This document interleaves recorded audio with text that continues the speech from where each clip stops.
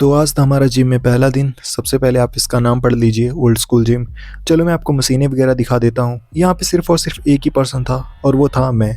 बाकी कोई भी पर्सन उस समय जिम में नहीं आया हुआ था क्योंकि 5 बज रहे थे भाई। 5 बजे कोई भी नहीं आता है, पूरा जिम खाली पड़ा हुआ है और अकेला मैं, मानो मेरा ये पर्सनल जिम हो। फिर उसके बाद में हमने देखा अपना वेट, जो कि उस समय पे देखने पे हमें मिला था 72.80 kg।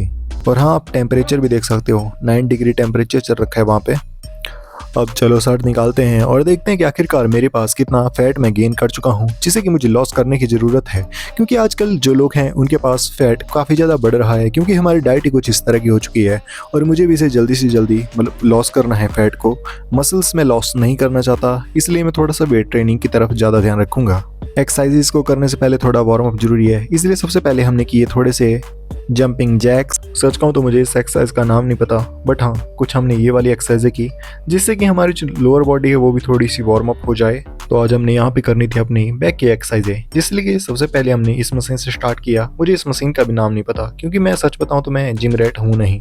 और हाँ, अगर कोई जिम रैट हो तो वो मुझे प्लीज़ बताना कि मतलब मैं क्या क्या चीज़ें चेंज कर सकता हूँ। लाइक मेरी फॉर्म गलत है या फिर कुछ भी गलत हो तो मुझे बता सकता है, जिससे कि मैं उसे करेक्ट करके ज़्यादा अच्छे से कर पाऊँ। फिर फाइनली हम इसका थर्ड सेट भी लगाते हैं और उसके बाद में कुछ देर का करते हैं रेस्ट। लगभग 1.5 से 2 मिनट का रेस्ट हर एक्सरसाइज के बीच में देना है हमें, क्योंकि इतना हमारी बॉडी मांगती है भाई।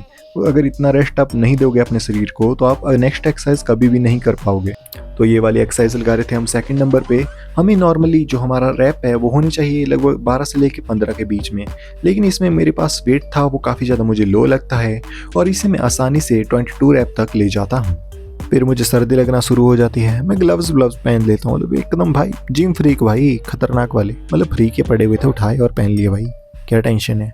फिर मैं सेट को लगाना शुरू करता हूँ। इस सेट में हम लगाते हैं लगभग 12 रैप्स और फिर इसके बाद फेलियर आने के बाद मैं इसे चेंज कर देता हूँ। इस एक्सरसाइज का थर्ड रैप चलता है और एंड में मुझे काफ़ी ज़्यादा दिक्कत हो रही थी। इसके अलग हमने थर्ड सेट में लगभग 8 से 10 रैप लगाए थे और इसमें काफ़ी ज़्यादा दिक्कत आ गई थी, मतलब उठा नहीं जा रहा था मेरे से, बहुत मुश्किल से मैं उठा था। फिर आ जाते हैं हम अपनी नेक्स्ट एक्सरसाइज पे।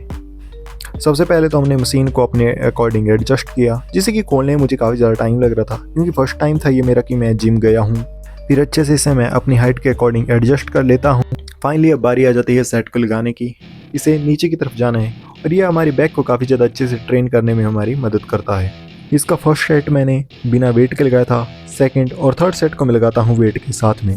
जब तक ये फेलियर नहीं जाता तब तक मैंने लगाता रहता हूँ। फिर मैंने किसी से तो सुना था कि जो फॉर्मर वॉक होती है वो हमारे लिए काफ़ी ज़्यादा अच्छी रहती है, इसलिए मैं स्टार्ट कर देता हूँ अपनी फॉर्मर वॉक को और एक डंबल्स ले लेता हूँ दोनों हाथों में, मैं 10-10 kg के, और उसके बाद मैं वॉक स्टार्ट कर देता हूँ। जहाँ तक मैं जा रहा था इसकी लेंथ रही होगी 10 मीटर, इसलिए मैं इसके बार बार 2 से 3 बार आधा के पीछे जा रहा था, जिससे कि मेरा लगभग 25 से 30 मीटर की वॉक हो जाए वेट के साथ। और जैसा कि कहा भी जाता है कि हमारी एक्सरसाइज करने से सिर्फ और सिर्फ कुछ नहीं होता, हमें अच्छी डाइट भी लेनी पड़ती है।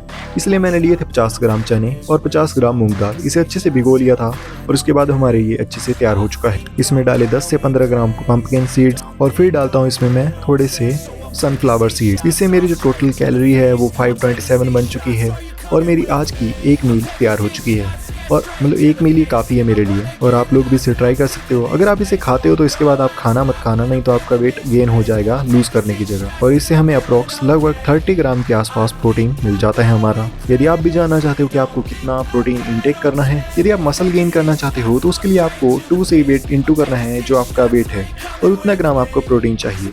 और एक नॉर्मल यूज़र जो होता है उसको चाहिए होता है लगभग इंटू 1, और जितना आपका वेट है उतना ग्राम प्रोटीन आपको डेली चाहिए।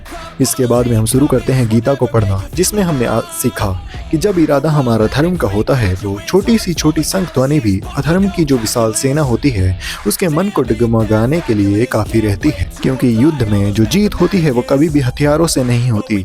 जीत के लिए आपका जो मन है वो सच्चा होना चाहिए, वो सच्चाई और न्याय के साथ खड़ा होना चाहिए। धर्म की एक आवाज़ अधर्म के शोरों से लाख गुना बेहतर है और वो उन हजारों शोरों को भी दबा सकती है। तो बस आज के लिए इतना ही, मिलते हैं आपसे नेक्स्ट वीडियो में, तब तक के लिए अलविदा। मैं चाहता हूँ कि तुम लोग भी मेरे साथ में ये जिम की जर्नी अपनी शुरू करो 100 डे चैलेंज के साथ में, और उसके बाद में हम सभी लोग एक साथ दिखाएंगे अपनी बॉडी।